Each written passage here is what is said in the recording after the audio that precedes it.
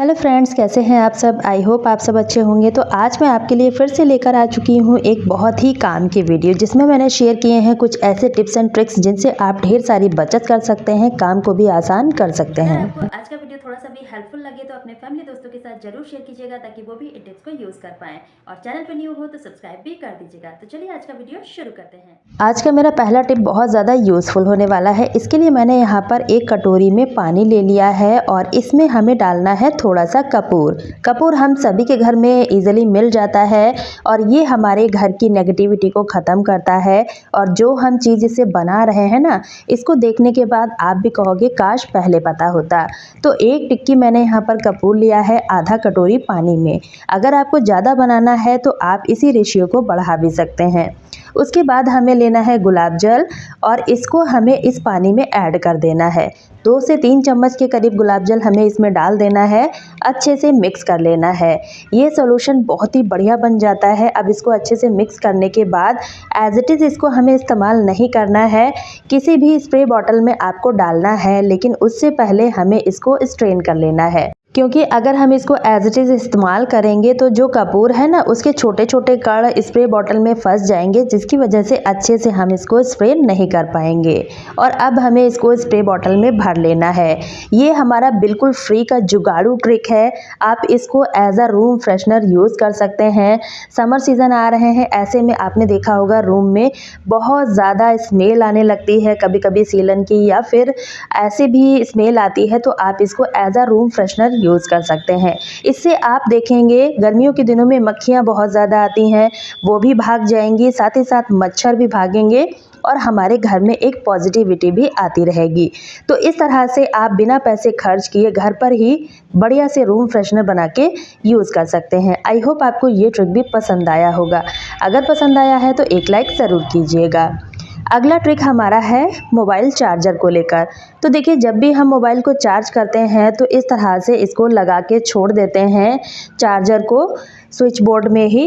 अब इससे क्या होता है कि इसका वायर लटकता रहता है। कभी कभी छोटे बच्चे अगर घर में हैं तो वो इस वायर को मुंह में डाल लेते हैं, जिससे कि बहुत बड़ा खतरा हो सकता है। तो इससे बचने के लिए छोटा सा ट्रिक है, आपको लेना है इस तरह की क्लॉथ पिन। ये क्लॉथ पिन हम सभी के घर में होती हैं। इसके साइड में हमें डबल टेप लगाना है और इसको हमें लगाना है अपने स्विच बोर्ड पर। अब आप इस तरह से इसको लगा देंगे तो जो वायर नीचे के साइड लटका रहता है ना, उसको हम इसमें अरेंज कर सकते हैं कुछ इस तरह से।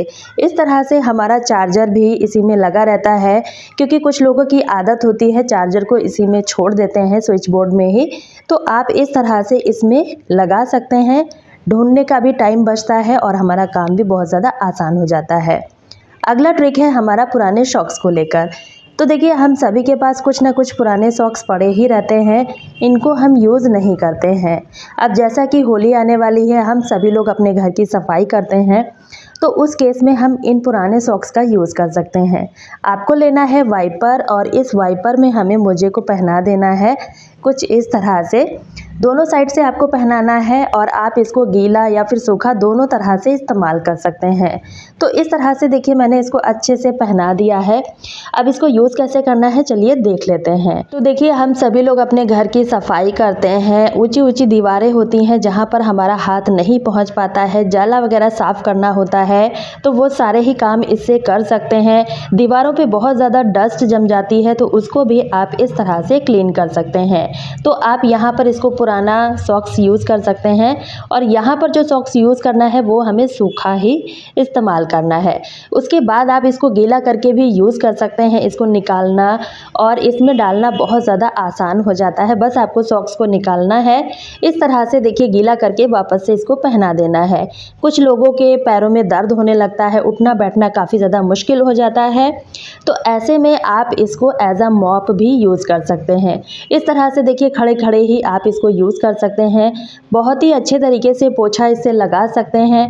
बिल्कुल भी कपड़ा खिसकता नहीं है, क्योंकि किसी भी कपड़े का इस्तेमाल करते हैं तो वो बार बार निकलता रहता है।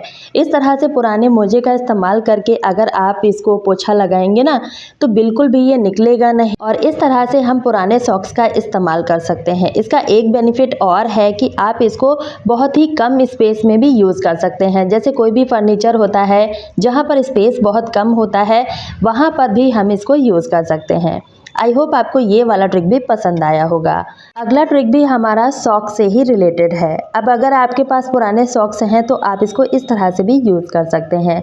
आपको लेना है चिमटा, जो कि हम रोटी बनाने के लिए इस्तेमाल करते हैं। आपको इस तरह से देखिए मोजे को चिमटे में पहना देना है। ये भी हमारा बहुत ही बढ़िया सा टूल बनने वाला है। इससे हमारे हाथों में भी बिल्कुल धूल मिट्टी नहीं लगती है और क्लीनिंग भी हम बहुत अच्छे तरीके से कर पाते हैं।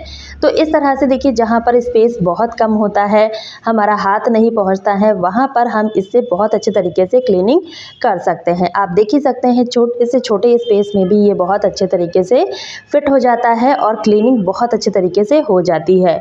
इस तरह से देखिए जो विंडो होती है, इनका ग्रिल होता है, इनको भी हम बहुत अच्छे तरीके से क्लीन कर सकते हैं। सूखा या फिर गीला करके आप दोनों तरह से इसको यूज़ कर सकते हैं। है ना फ्रेंड्स, बहुत ही कमाल का आइडिया। तो जब भी घर में पुराने सॉक्स हों, आप इनको बिल्कुल भी मत फेंकिएगा।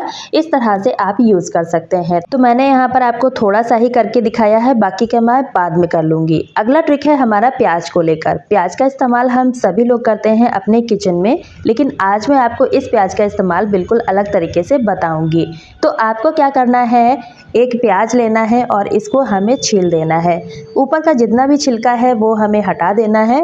उसके बाद हमें प्याज में छोटा सा गड्ढा कर देना है। कुछ इस तरह से देखिए हमें गड्ढा इसमें बना देना है। उसके बाद हमें लेना है लौंग। लौंग हम सभी के घर में इजीली मिल जाता है और इसकी स्मेल काफ़ी ज़्यादा स्ट्रॉन्ग होती है। उसके बाद हमें लेना है थोड़ा सा तेल। तो आप चाहें तो नीम का तेल भी ले सकते हैं, नहीं है तो आप सरसों के तेल का भी इस्तेमाल कर सकते हैं। अब एक बाती को हमें इसमें लगा देना है और अच्छे से हमें तेल से भिगा देना है। अब ये प्याज हमारा बनके तैयार हो चुका है, इसको हमें जला देना है। आप इसको वहाँ पर रखिएगा जहाँ पर मक्खी मच्छर बहुत ज़्यादा आते हैं, क्योंकि गर्मियों के दिनों में मक्खी मच्छर बहुत ज़्यादा आते हैं। तो इन सारी ही चीज़ों से आपको छुटकारा मिलेगा, क्योंकि प्याज की स्मेल बहुत ज़्यादा तेज़ होती है। तो बिल्कुल भी मक्खी मच्छर इसके आसपास नहीं आएंगे। अगला ट्रिक है हमारा तवा को लेकर। तवे पर जब भी हम पराठा ऑमलेट वगैरह बनाते हैं तो आपने देखा होगा बहुत ज़्यादा चिकनाई इस पर आके जम जाती है और इस तवे को साफ़ करना काफ़ी ज़्यादा मुश्किल हो जाता है। तो यहाँ पर तवा बहुत ज़्यादा गंदा नहीं है, लेकिन फिर भी आपको पीले पीले दाग दिखाई दे रहे होंगे। तो इनको साफ़ करने के लिए छोटा सा ट्रिक है, आपको लेना है साबुन और इस साबुन को हमें इस पर ग्रेट कर देना है। इस तरह से देखिए छोटे छोटे टुकड़े बचते हैं, इनका भी आप यूज़ कर सकते हैं, या फिर आप साबुन को डायरेक्ट घिसकर भी यूज़ कर सकते हैं। इस पर हमें डाल देना है थोड़ा सा पानी और नमक, जो कि हम खाने में इस्तेमाल करते हैं। उसके बाद हमें लेना है नींबू। नींबू अगर थोड़ा सा ख़राब भी हो चुका है तो भी आप इस्तेमाल कर सकते हैं। इस तरह से नींबू का रस इसमें डाल देना है और छिलके को भी आप इसी में डाल सकते हैं। हल्की आंच पर हमें इसको इस तरह से देखिए घुमाते जाना है एक चम्मच की मदद से। इस तरह से आप देखेंगे कि बिना मेहनत के ही तवा बहुत अच्छे तरीके से क्लीन हो जाएगा, बिल्कुल वाइट चमकने लगेगा। तो जितने भी ऑयल के दाग धब्बे होंगे वो इसी तरह से निकल जाएंगे। आपको कोई भी तामझाम इसमें नहीं करना पड़ेगा। अब देखिए मैंने गैस की फ्लेम को ऑफ करके इसको इस तरह से देखिए रब किया है और हल्की सी रब करने से ही आप देखेंगे तवा बहुत अच्छे तरीके से क्लीन हो जाएगा। तो जब भी आपको तवा या फिर कढ़ाई क्लीन करना है, आप इसी ट्रिक को इस्तेमाल कर सकते हैं, क्योंकि लोहे के बर्तन में खाना बनाना तो बहुत ज़्यादा हेल्दी रहता है, लेकिन इनको साफ़ करना बहुत ज़्यादा मुश्किल हो जाता है। तो इस तरह से आप बहुत ही कम मेहनत में बहुत ही अच्छे तरीके से लोहे के बर्तन को क्लीन कर सकते हैं। आई होप आपको ये वाला ट्रिक भी पसंद आया होगा। अगला ट्रिक है हमारा मोबाइल के खाली बॉक्स को लेकर। तो देखिए जब भी हम नया मोबाइल ख़रीदते हैं उसके साथ हमें एक बॉक्स मिलता है और ये बॉक्स काफ़ी ज़्यादा मजबूत होता है। तो हम क्या करते हैं, इसको उठा के ऐसे ही फेंक देते हैं, लेकिन ये बॉक्स भी हमारे बहुत काम आ सकता है। आपको क्या करना है, इस तरह से डबल टेप लेना है और बॉक्स के बैक साइड हमें लगा देना है। दोनों ही बॉक्स में हमें यही काम करना है। डबल टेप को लगाने के बाद इसको यूज़ कैसे करना है चलिए वो भी मैं आपको दिखाती हूँ। तो इस तरह से देखिए दोनों ही बॉक्स रेडी हो चुके हैं। अब चलिए इनको यूज़ करते हैं। आप इनको इस तरह से किसी भी वॉल पर फिक्स कर सकते हैं। इस तरह से बहुत अच्छे तरीके से ये फिक्स हो जाते हैं। अपने मन चाहे शेप में आप इसको फिक्स कर सकते हैं। अब आप इसको यूज़ कर सकते हैं एज अ वॉल शेल्फ। इसमें आप कोई भी डेकोरेटिव चीज़ रख सकते हैं, जैसे कि इस तरह के आर्टिफिशियल प्लांट्स होते हैं या फिर कोई भी डेकोरेटिव पीस होता है उसको आप रख सकते हैं। बिल्कुल देखने में ख़राब नहीं लगता है, बहुत ही सुंदर लगता है। आप चाहें तो इन बॉक्स को डेकोरेट भी कर सकते हैं, बहुत ही बढ़िया ये देखने में लगते हैं। तो इस तरह से मोबाइल के खाली बॉक्स का यूज़ भी हो जाता है और हमारे पैसे की भी बचत हो जाती है। आई होप आपको ये वाला ट्रिक भी पसंद आया होगा। तो फ्रेंड्स आप इस वीडियो को कहाँ से देख रहे हैं कमेंट करके ज़रूर बताइएगा, ताकि कमेंट के थ्रू हमें भी पता चल सके कि हमारी वीडियो कहाँ से देखी जा रही है। इसी तरह के और वीडियो का लिंक मैंने एंड स्क्रीन में दे दिया है, आप वहां से देख सकते हैं। तो कल फिर मिलती हूँ एक न्यू वीडियो के साथ, तब तक के लिए बाय फ्रेंड्स।